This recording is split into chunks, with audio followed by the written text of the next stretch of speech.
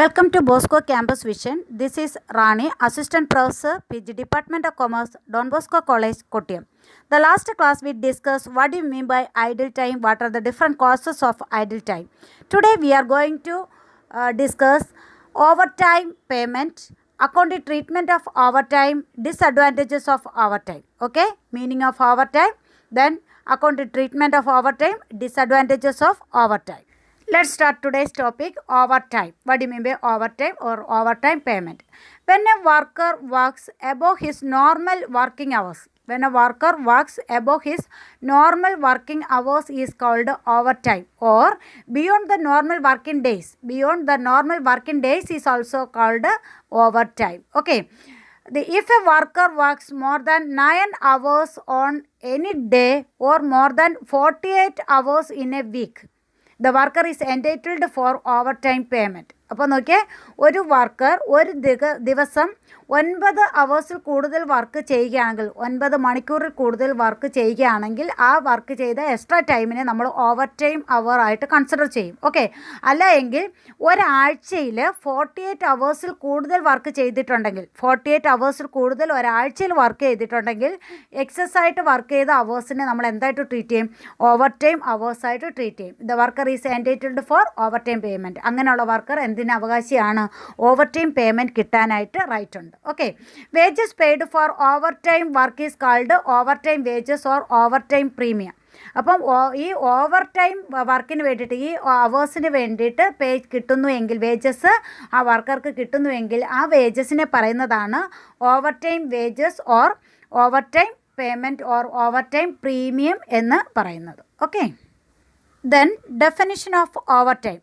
According to Factories Act 1948, overtime has to be paid at double the normal rate. Overtime has to be paid at double the normal rate. If the Factory Act does not apply, Establishment Act will apply, which provide 1.5 times his ordinary rates. Okay, അപ്പോൾ overtime എങ്ങനെ pay ചെയ്യേണ്ടതെന്ന് നോക്കിയേ. According to factories act 1948 factories act പ്രകാരം over time payment എന്ന് പറയുന്നത് normal റേറ്റിൻ്റെ double ആയിരിക്കും. Normal rate 500 ആണെങ്കിൽ ഓവർ ടൈമിന് കൊടുക്കുന്നത് 200 ആയിരിക്കും. 500 ആകുമ്പോൾ 1000 റുപ്പീസ് ആയിരിക്കും കൊടുക്കുക ഓവർ ടൈം. 1 അവറിന് 100 ആണെങ്കിൽ ഓവർ ടൈം 1 അവർ വർക്ക് ചെയ്തിട്ടുണ്ടെങ്കിൽ അതിന് 1000 റുപ്പീസ് ആയിരിക്കും പേ ചെയ്യുന്നത്. Okay, but if the factories act does not apply, establishment act will apply. Factories act apply ചെയ്യുന്നില്ല എങ്കിൽ നമ്മൾ അവിടെ തീർച്ചയായിട്ടും എന്ത് ആക്ട് അപ്ലൈ ചെയ്യേണ്ടി വരും? എസ്റ്റാബ്ലിഷ്മെൻറ്റ് ആക്ട് അപ്ലൈ ചെയ്യേണ്ടി വരും. എസ്റ്റാബ്ലിഷ്മെൻറ്റ് ആക്ട് പ്രകാരം 1.5%, ദാറ്റ് മീൻസ് 1.5 എന്ന് പറയുമ്പോഴത്തേന് പെർസെൻറ്റേജ് മീൻസ് 150% അപ്ലൈ ചെയ്യേണ്ടതായിട്ട് വരുന്നു. അതായത് 150%, 750 രൂപയായിരിക്കും. 100 എന്ന് പറയുമ്പം 500, പിന്നെ 50% എന്ന് പറയുമ്പോൾ 25. എസ്റ്റാബ്ലിഷ്മെൻറ്റ് ആക്ട് പ്രകാരം 1.5 ടൈംസ് എന്ന് പറയുമ്പം 1 ടൈം എന്ന് പറയുമ്പോൾ തന്നെ അതിൻ്റെ ഇപ്പോൾ 500 രൂപയാണെങ്കിൽ 500 രൂപ, പിന്നെ ഹാഫ് ടൈം കൂടെ ആകുമ്പോൾ 250, അങ്ങനെ 750 പെർ അവർ വെച്ച് എന്ത് കിട്ടും? ആ ഓവർ ടൈം വേജസ് കിട്ടും. Okay, the next, accounting treatment of overtime. Accounting treatment of overtime. First one, if the overtime is paid on the instruction of a customer, then the additional amount is charged directly to the job. ഒരു particular ജോബിലേക്ക് ഈ നമ്മൾ charge ചെയ്ത over time amount എങ്ങോട്ട് particular ജോബിലേക്ക് ഡയറക്റ്റായിട്ട് charge ചെയ്യാം. Accounting treatment ആണ്. ഒന്നെന്ന് പറയുന്നത് ഓവർ ടൈം എമൗണ്ട് എന്ത് ചെയ്യണം? ദാറ്റ് മീൻസ് അഡീഷണൽ, നോർമൽ കഴിഞ്ഞിട്ട് കൊടുക്കുന്നതാണല്ലോ ഓവർ ടൈം എന്ന് പറയുന്നത്. ആ ഓവർ ടൈം അഡീഷണൽ എമൗണ്ട് ആ പർട്ടിക്കുലർ ജോബിലേക്ക് നമ്മൾക്ക് ഡയറക്റ്റായിട്ട് ചാർജ് ചെയ്യാം. Second one, the extra amount may be charged to the departments which is responsible for delay. അപ്പം ആ ഒരു എമൗണ്ട് ആ പർട്ടിക്കുലർ ഡിപ്പാർട്ട്മെൻറ്റിലേക്ക് ചാർജ് ചെയ്യാം. അപ്പം ഈ എക്സ്ട്രാ എമൗണ്ട് കൊടുക്കുന്നത് ഏത് ഡിപ്പാർട്ട്മെൻ്റ് ആണോ ആ ഡിപ്പാർട്ട്മെൻറ്റിലേക്ക് ചാർജ് ചെയ്യാം. വിച്ച് ഈസ് റെസ്പോൺസിബിൾ ഫോർ ഡിലേക്ക് റെസ്പോൺസിബിൾ ആയിക്കൊണ്ട് ആ പർട്ടിക്കുലർ ഡിപ്പാർട്ട്മെൻറ്റിലേക്ക് ഡയറക്റ്റായിട്ട് ചാർജ് ചെയ്യാം. Okay, then third concept or third treatment എന്ന് പറയുമ്പോൾ the extra amount may be charged to prime cost if there is rush of seasonal work. അപ്പം റഷ് ഓഫ് സീസണൽ വർക്ക് ആയതുകൊണ്ട് നമുക്ക് എക്സ്ട്രാ ഓവർ ടൈം കൊടുത്തതാണെങ്കിൽ നമുക്കത് എന്ത് ചെയ്യാം? പ്രൈം കോസ്റ്റിൽ ആഡ് ചെയ്യാം.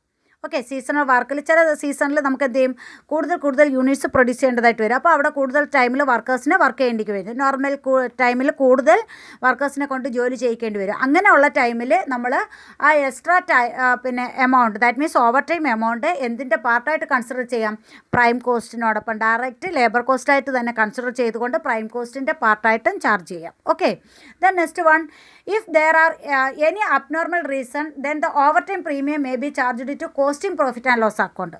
അപ്പോൾ എന്തെങ്കിലും അബ്നോർമൽ റീസൺ കൊണ്ടാണ് നമുക്ക് ഈ ഓവർ ടൈം വർക്ക് ചെയ്യേണ്ടതായിട്ട് വന്നിട്ടുള്ളതെങ്കിൽ ആ ടൈമിനെ നമ്മൾ ഒരു ബിസിനസ്സിൻ്റെ ലോസായിട്ട് കൺസിഡർ ചെയ്തുകൊണ്ട് കോസ്റ്റിംഗ് പ്രോഫിറ്റ് ആൻഡ് ലോസ് അക്കൗണ്ടിൽ കാണിക്കുക. ഈ അബ്നോർമൽ ഓവർ ടൈം വേജസ് എന്ന് പറയുന്നത് എന്തായിട്ട് ട്രീറ്റ് ചെയ്യുക, ഒരു ലോസായിട്ട് കൺസിഡർ ചെയ്യുക, അഡീഷണൽ എക്സ്പെൻസസ് ആയിട്ട് കൺസിഡർ ചെയ്യുക. അതുകൊണ്ട് തന്നെ അത് ഇതിൽ ചാർജ് ചെയ്യുക, കോസ്റ്റിംഗ് പ്രോഫിറ്റ് ആൻഡ് ലോസ് അക്കൗണ്ടിൽ ഡയറക്റ്റായിട്ട് ചാർജ് ചെയ്യും. അങ്ങനെ 4 ഡിഫറെൻറ്റ് രീതിയിലാണ് നമ്മളിതിനെ ട്രീറ്റ് ചെയ്യേണ്ടത്. Okay, then disadvantages of over time ആണ്. Disadvantages of over time. First one, quality of work is affected. When a worker, after his normal hours of work, he is asked to do overtime, the quality of the output is affected. അപ്പം ഒരു normal അവേഴ്സിൽ കൂടുതൽ work ചെയ്യുമ്പോഴത്തേന് എന്ത് ചെയ്യാം, നമ്മുടെ ആ പ്രോഡക്റ്റിൻ്റെ ക്വാളിറ്റിയെ affect ചെയ്യാനായിട്ട് കാരണമാകും. Then second one, loss to the firm. Payment of double rate to the workers leads to loss to the firm. അപ്പം ഇപ്പോൾ കൊടുക്കുന്നതിൻ്റെ ഇരട്ടിയാണ് കൊടുക്കേണ്ടത്. അവർലി വർക്ക് നമ്മൾ എത്ര കൊടുക്കുന്നു അതിൻ്റെ ഡബിളാണ് ഓവർ ടൈമിന് കൊടുക്കേണ്ടത്. അതുകൊണ്ട് തന്നെ അതെന്തിന് കാരണമാകാം, ഫേമിൻ്റെ ലോസിലേക്ക് നയിക്കാനുള്ള കാരണമാകാം. Then third one, lower output during normal working hours. Normal output during normal working hours. The workers are tempted to waste time during the normal working hours, expected to get overtime with a higher pay. അപ്പം നമ്മുടെ normal working ടൈമിൽ അവർ work ചെയ്യാതെ ഇരിക്കുകയും overtime ചെയ്താൽ extra double payment കിട്ടുമെന്ന് വിചാരിച്ചിട്ട് നോർമലിൽ അവർ ഉളപ്പാനുള്ളൊരു സാധ്യത ഉണ്ടാകും അല്ലേ.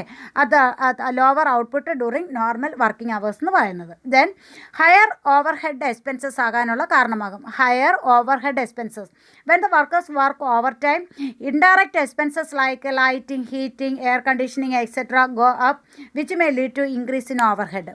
അപ്പോൾ ഇങ്ങനെയുള്ള അഡീഷണൽ എക്സ്പെൻസസ് ഉണ്ടാകും. എന്തൊക്കെയാണ്, വർക്കിംഗ് അവേഴ്സിൽ അതുപോലെ ലൈറ്റിംഗ് ഉണ്ടാകാം, ഹീറ്റിംഗ് ഉണ്ടാവാം, എയർ കണ്ടീഷനിങ് ഒക്കെ നടത്തേണ്ടി വരുന്നത് കൊണ്ട് അഡീഷണൽ എക്സ്പെൻസസ് ഉണ്ടാകാനുള്ള കാരണമാകും. Last one, adverse effect on health of workers.